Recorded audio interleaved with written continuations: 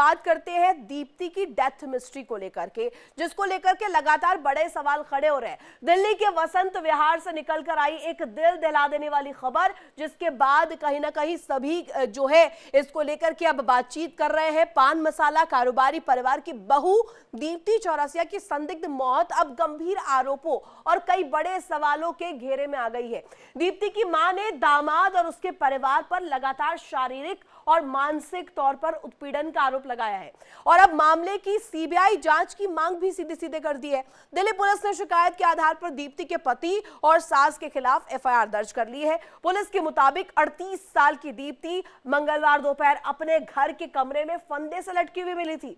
अस्पताल पहुंचने से पहले ही उसकी मौत हो चुकी थी। दीप्ति की मां का आरोप है कि शादी के कुछ महीने बाद ही उनकी बेटी को परेशान करना शुरू कर दिया गया, गलत तरीके से उसे पेश किया गया, समाज में अपमानित किया गया और पारिवारिक समारोह में दूरी बनाए रखी गई। अब ऐसे में मां ने यह भी बताया कि दीप्ति ने 25 नवंबर की सुबह उन्हें फोन करके पति से हुए झगड़े का जिक्र किया था। यानी कि यह बताया जा रहा है कि आंतरिक कलह जो दोनों के रिश्तों में कहीं ना कहीं घातक साबित हुई है। लेकिन उसी दिन दोबारा फोन करने पर कोई जवाब नहीं मिला, कोई आंसर नहीं किया गया, कॉल पिक नहीं हुई। जब सास से पूछा गया तो कहा गया कि दीप्ति घर से बाहर गई हुई है। लेकिन कुछ घंटे बाद परिवार को फोन आया कि दीप्ति को अस्पताल ले जाया गया है, जहां डॉक्टरों ने उन्हें सीधे सीधे मृत घोषित कर दिया है। अब सवाल यह है कि क्या वाकई यह आत्महत्या थी या इसके पीछे कोई रहस्य छुपा हुआ है, कोई गहरा सच छुपा हुआ है। दीप्ति की मौत की गुत्थी सुलझाने और न्याय दिलाने की मांग अब और ज्यादा तेज हो चुकी है।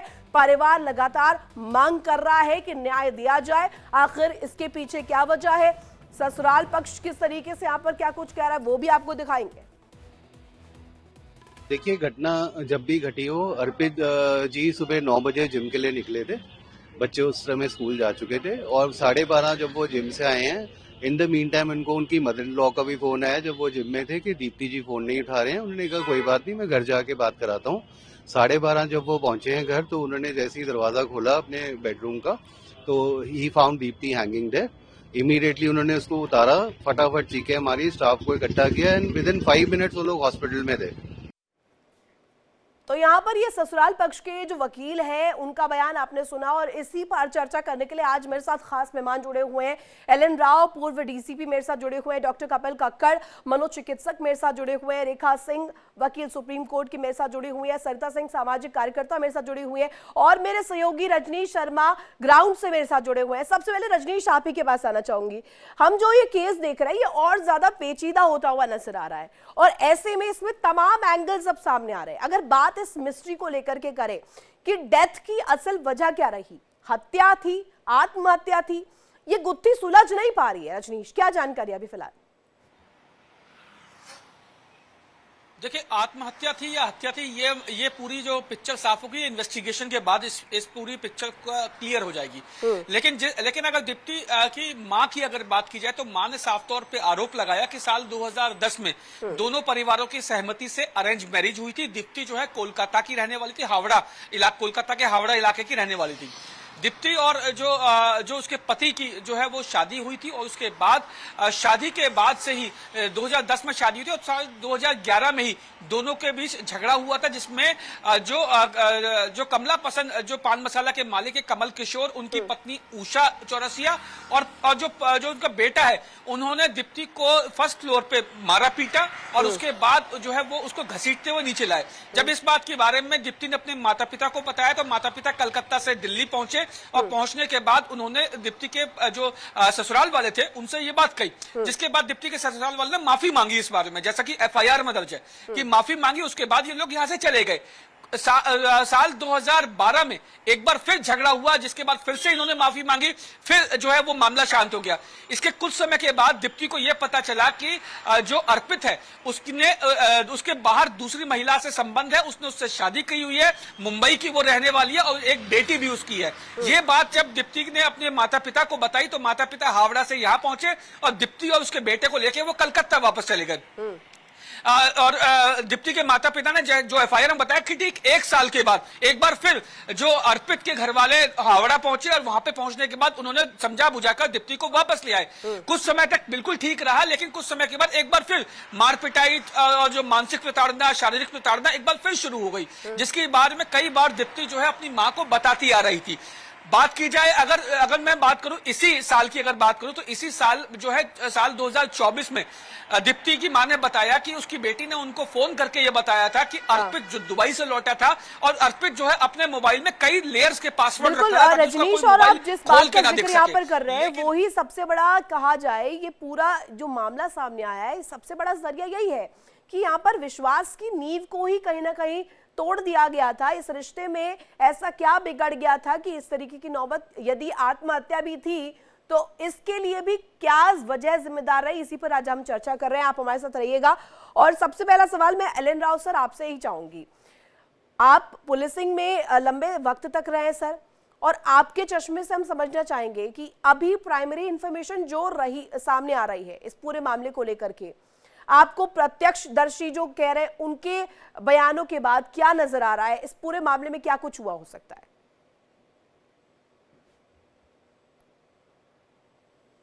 एलन राव सर, शायद उनको आवाज नहीं मिल पा रही है, वापस से सर से कनेक्ट करना चाहूंगी मैं। मेरी आवाज आ रही है आपको? जी जी जी आ रही है आवाज। जी जी एलन राव सर अपनी बात रखिए। ये वास्तव में बड़ी दुखद घटना है और हाँ। कोई भी ये समझ सकता है कि जी जी ये वास्तव में बहुत दुखद घटना है और कोई भी इस बात को मानने को तैयार नहीं होगा कि कोई भी आदमी अपनी बिना किसी वजह कोई अपनी जान लेता है। तो ये इम्पोर्टेंट बात इसमें यही है। और जो एलिगेशंस लगाए हैं पुलिस के पास, जो एफआईआर है, उस एलिगेशंस की अभी इन्वेस्टिगेशन होनी है। उसके एलिगेशंस के सबूत इकट्ठे करने हैं। पुलिस उसमें जो भी एविडेंसेस इकट्ठी करेगी उसके बाद सबूतों के आधार पर जो भी कार्रवाई होगी, सेक्शन में जिस भी सेक्शन में मोस्ट लाइकली 108 बीएनएस में इसमें दर्ज किया गया होगा कि मौत के लिए उकसाने का एक जो पहले जो 306 आईपीसी होता था उसका एक सेक्शन लगाया होगा। और उसमें जो जो एविडेंसेस जो बता रहे हैं, एलिगेशन जो लगा रहे हैं, एविडेंस आने के बाद में जो जिन के खिलाफ जो कार्रवाई होगी, लेकिन ये वास्तव में ही ये बात तो तय है कि कोई भी ऐसी स्थिति में कोई भी युवक युवती अपनी को जान वैसे ही नहीं लेता है, कोई तो कोई वजह हो ही होगी। और ये जो मारपीट करने की बात, ये एलिगेशंस हैं कि उन्होंने घसीटा और सारी बात, ये सारी चीजें प्रूफ के तौर पे इस्तेमाल की जाएंगी पुलिस की इन्वेस्टिगेशन में और उसी हिसाब से फिर ये कार्रवाई की। इसमें एक बात मैं स्पष्ट बता दूं कि नो डाउट ये हाई प्रोफाइल केस है, क्योंकि बिजनेसमैन जो पीड़ित पक्ष है, पीड़ित पक्ष चीख कर यही कह रहा है कि ऐसी स्थिति बनाई गई, जैसा कि उसकी मां का बयान भी सामने आया, उसमें ये कहा गया है कि जब पहली बार फोन किया गया तो आप बीती बताई, क्या कुछ हुआ, झगड़ा हुआ, कैसे हुआ, सब कुछ बताया, लेकिन दोबारा जब कॉल किया तो उठाया ही नहीं, कॉल आंसर ही नहीं हुई। और यही सवाल के साथ मैं कपिल कक्कड़ सर के पास जाना चाहूंगी।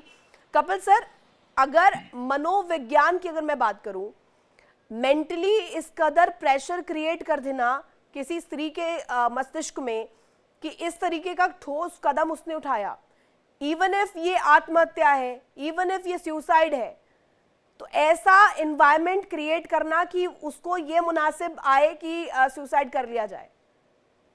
बिल्कुल, देखिए इसको कहते हैं गैस लाइटिंग या गैस लाइट।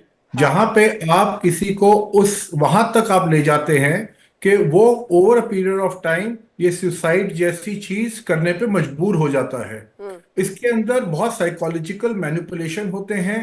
इसके अंदर आदमी के सेल्फ कॉन्सेप्ट के ऊपर, सेल्फ रिस्पेक्ट के ऊपर चोट पहुंचाई जाती है। आदमी को इसमें आइसोलेट कर दिया जाता है। आदमी की जो रीजनिंग है उसकी रीजनिंग पे क्वेश्चन किए जाते हैं और उसको ये दिखाया जाता है कि वो आदमी सैनिटी को लूज कर रहा है। अब आप ये दीप्ति के केस में देखिए, जैसे आपने अभी बताया कि 2010 में इनकी शादी हुई थी और उसके बाद फिर बच्चे भी हुए, पर आप देखिए कितनी ट्रॉमेटिक लाइफ जिसकी रही है पिछले 14 साल में। यहाँ पे हस्बैंड ने एक और शादी कर ली, वो भी हमारे कानून अलाउ नहीं करता है, उसके बावजूद भी कोई एक्शन नहीं हुआ। उसके बाद उसको जो मदर इन लॉ के साथ उसको जो सफर करना पड़ रहा था, हस्बैंड के थ्रू सफर करना पड़ रहा था। और हमारे हिंदू कल्चर, इंडियन कल्चर में एक जो शादी एक चीज होती है उसको 7 7 जन्म का वो माना जाता है। अब उस केस में आदमी के साथ जब इतनी इनफिडिलिटी हो जाए, इतना धोखा हो जाए, तो आदमी कहीं ना कहीं ब्रेक डाउन होना बहुत ही स्वाभाविक है। तो जैसे आपने भी इसके अंदर एक चीज बोली थी कि उनको परिवार वालों से भी अलग, शादी वगैरह से भी अलग कर दिया गया था, तो ये सब गैस लाइटिंग का ही पार्ट होता है, यानी कि जहाँ पे सेंटिमेंटल आदमी तौर को। पर ब्रेक डाउन कर देना एक व्यक्ति का इस लेवल पर उसे आइसोलेट कर और देना आप ये कि देखिए, हाँ। और ये आप देखिए, it is not one versus one, इसके अंदर it is family versus that person. या इसमें हस्बैंड भी इन्वॉल्व है, मदर इन लॉ भी इन्वॉल्व होगी, और भी रिश्तेदार इन्वॉल्व होंगे। तो सवाल ये है कि वो आदमी इन सब चीजों को कब तक, कहां तक एंड्योर कर सकता है, और फिर आदमी को लगता है कि इससे अच्छा है कि मैं शायद अपनी जो इतनी प्रेशियस लाइफ है, गॉड गिवन लाइफ है, आप देखिए उसके लिए आदमी ने कितना सोचा होगा, कितना तड़पा होगा, उसके बाद आदमी इस तरह का डिसीजन लेता है। तो जैसे बिल्कुल आपने कहा कपिल इट सर, इज आपने फॉर बिल्कुल me too. Right point touch किया है। वही सेंटिमेंट्स जो कि आपने कहा कि एक हिंदू शादी में या भारतीय समाज में इस वक्त जो हम स्थिति देखते हैं, शादियों को बहुत सीरियसली लिया जाता है, और ऐसे में अगर किसी की शादी पर इस तरीके से क्वेश्चन मार्क उठ जाए तो उस लड़की की जिंदगी, उसकी जीवन को लेकर के वो कहीं ना कहीं इतने प्रेशर में आ जाती है, इतना सोचने लगती है कि वो अपने आप को, खुद को समाज से खुद ही आइसोलेट करना ज्यादा सही समझती है, अलग करना समझती है। रेखा सिंह जी मेरे साथ जुड़ी हुई है, वकील है सुप्रीम कोर्ट से। मैम, आपसे तो ये सवाल मेरा इसलिए भी रहेगा क्योंकि आप खुद भी महिला हैं और आप तो वकालत के टर्म्स में भी हमें बताएंगी, सुप्रीम कोर्ट में आप वकालत करती है। ये बताइएगा कि जो महिला है दीप्ति चौरसिया, उसके पास और क्या रास्ता रहा था? अगर उसने जो अभी कदम उठाया वो तो जो हुआ, लेकिन इससे पहले अगर वो चाहती तो वो क्या कर सकती थी? और अब जो परिजन आरोप लगा रहे हैं दीप्ति चौरसिया के, उनकी माता सामने आई है, उनका बयान सामने आया है, कहा कि इस तरीके से प्रताड़ित किया गया कि उसको एकदम खत्म कर दिया मेंटल तौर पर। तो इस तरीके से अब क्या रास्ता बचता है परिवार वालों के पास? अनम्यूट कर लीजिए मैम, अनम्यूट।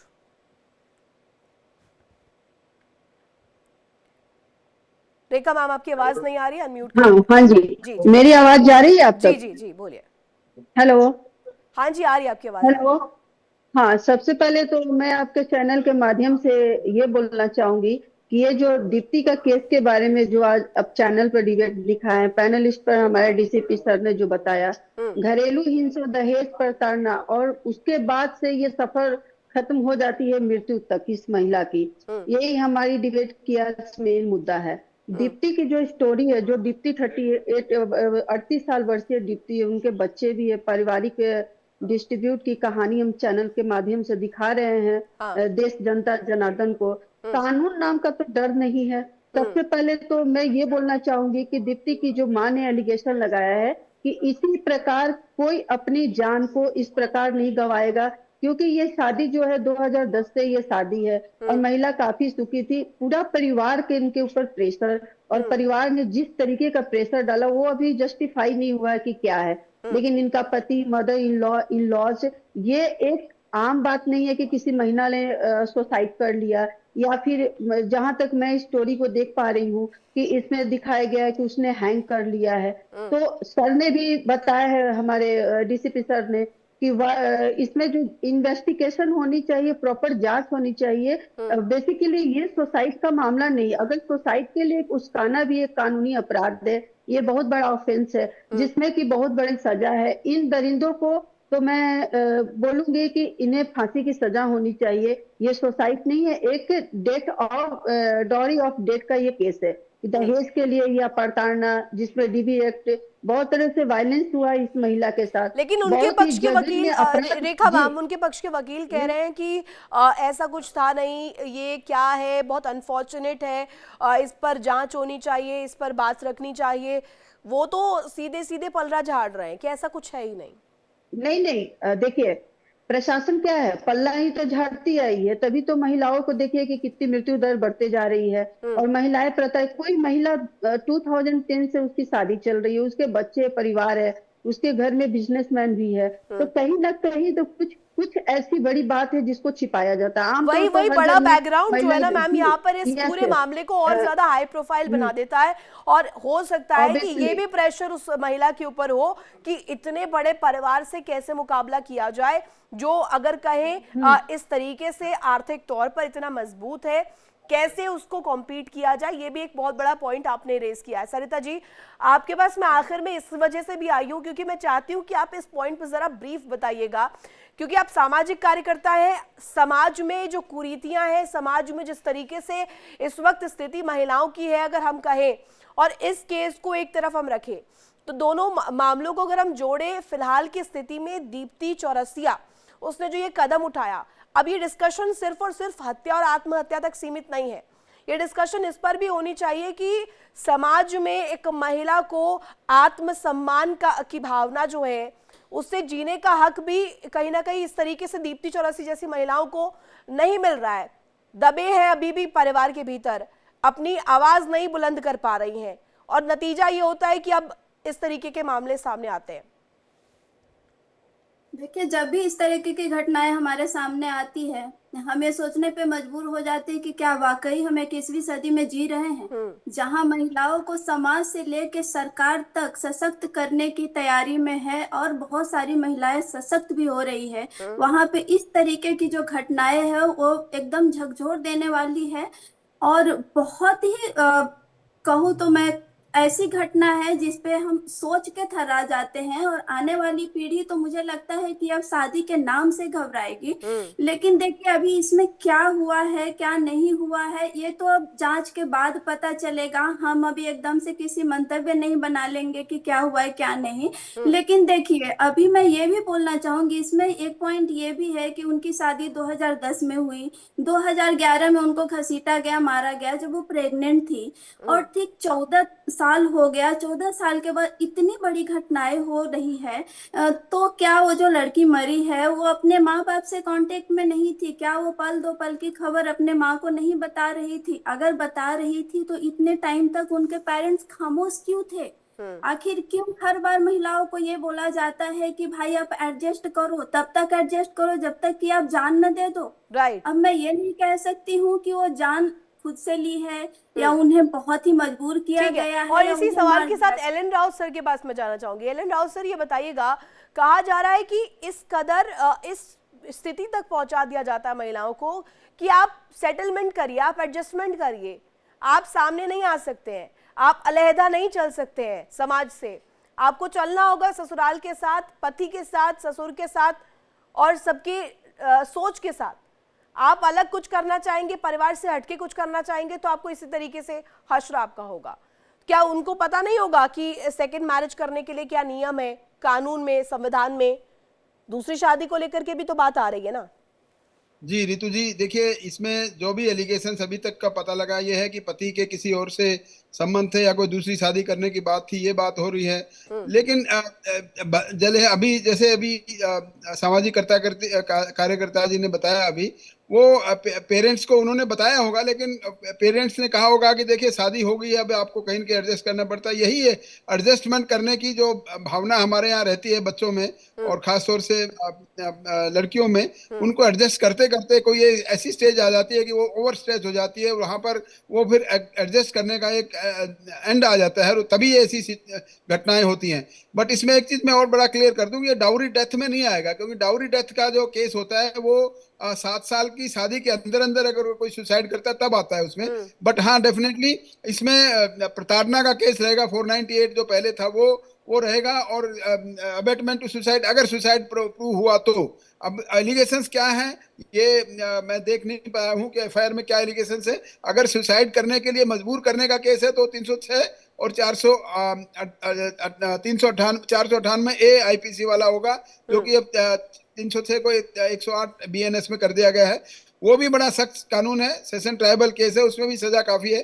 बट सारा डिपेंड ये करता है कि निष्पक्ष जांच हो, और कोई इस जांच में कोई रोड़ा ना अटकाए, चाहे ये कोई अभी पॉलिटिकल प्रेशर या कोई मनी पावर का इस्तेमाल ना करें, और निष्पक्ष जांच होने के बाद, सबूत इकट्ठे होने के बाद, तुरंत इसमें चार्जशीट फाइल होने के बाद ठीक है, इसको यानी ट्रायल कि में भेजा अभी जाए, क्या ट्रायल कुछ के बाद सामने आता है, जांच में क्या होता है, ये भी देखने वाली बात होगी। एक आखिरी ये भी देखने कमेंट वाली में कपिल सर से चाहूंगी। कपिल सर, ये बताइएगा कि जांच का जो दायरा है वो तो है, लेकिन दूसरी तरफ अगर हम देखें, एक महिला जो कि एक नॉर्मल बैकग्राउंड से आ रही है, बिजनेस क्लास के घराने में शादी हो जाती है, इस तरीके से शादी के तुरंत बाद से प्रताड़ना झेल रही है, उसको तो एक अपना प्रोफाइल भी मेंटेन करना है समाज में कि इस तरीके की कोई स्थिति घर में नहीं है।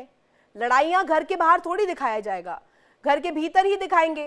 तो उन सेंटिमेंट्स को कर्ब करके एक महिला रखती है, उसकी मनोस्थिति क्या होगी, और अगर वो लड़े भी तो उस बिजनेस क्लास वाले व्यक्ति से कैसे लड़े, ये भी सबसे बड़ा सवाल है ना।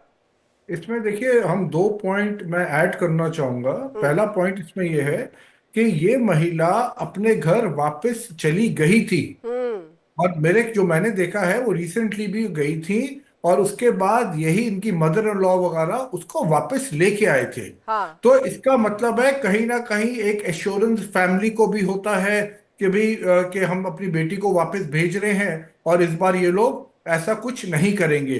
जबकि अपने आप में बहुत बड़ा सवाल है, इतने साल तक वो इंड्योर करती रही, और शायद वो सोशल प्रेशर होता है, फाइनेंशियल प्रेशर होता है, हर तरीके का सोसाइटी प्रेशर। एक तो ये चीज, दूसरा एक महत्वपूर्ण बात मुझे ने यहाँ देखी, आप ही ने बताया कि just before the suicide she had called her mother, उनकी Right. अपनी माँ से बात हुई है ना। बात होने के बाद जब माँ ने दोबारा फोन किया तो वो फोन नहीं उठा। अब कई बार ऐसा होता है कि उसने अपनी माँ से शायद बात करी हो, अपनी व्यथा, अपनी दुख वो अपनी मदर को बता रही हो, और मदर ने भी सर रियल सुपरफिशियल वे में उसको फिर समझाने की कोशिश करी हो, नहीं नहीं Sympathetic way कोई में। बात नहीं, घूट पी लो, होता है, जो बड़े बुजुर्ग ऐसी एडवाइस देते हैं। तो वहां पे मुझे ऐसा लगता है कि वो साइकोलॉजिकली वो बिल्कुल उसको क्योंकि उसको लगा कि भाई मेरे यानी अपने कि लोग ऐसे बात साइकोलॉजिकल की। टर्म्स में भी कहें तो ये एक सिंपैथिक तरीके से बोला गया होगा कि अब तो यही है जो है, इसी में रहना है, इसी में गुजर और बसर उसके करना, बाद वही भी प्रेशर। उसके बाद भी मेरा मानना है कि शायद मदर ने दोबारा इसलिए फोन किया हो हालचाल पूछने के लिए, और शायद मदर ने यह भी सोचा हो इसको मैं वापस बुला लेती हूँ, पर शायद तब ठीक है। तक it would have been too late. आप सभी का बहुत Is how I शुक्रिया मेरे can साथ see जुड़ने this. के लिए। मेरे पास वक्त इतना ही था फिलहाल के लिए। और ये पूरा जो मामला है, ये जो डेथ मिस्ट्री है, ये अपने आप में बहुत पेचीदी होती जा रही है, क्योंकि दीप्ति चौरसिया की जो परिजन है, यानी कि उनके जो परिवार वाले हैं, मायके पक्ष है, वो बड़े आरोप लगा रहे हैं, बड़े एलिगेशन लगा रहे हैं। अब देखना होगा इस पूरे मामले को लेकर के जब जांच आगे बढ़ती है तो और क्या कुछ नए खुलासे होते हैं। फिलहाल रुकेंगे बहुत छोटे से ब्रेक के लिए। ब्रेक के उस पर भी खबरें लगातार जारी है। इंडिया डेली अब आपके स्मार्ट टीवी पर भी मौजूद है, और इंडिया डेली 24/7 अब इन सभी प्लेटफॉर्म पर लाइव।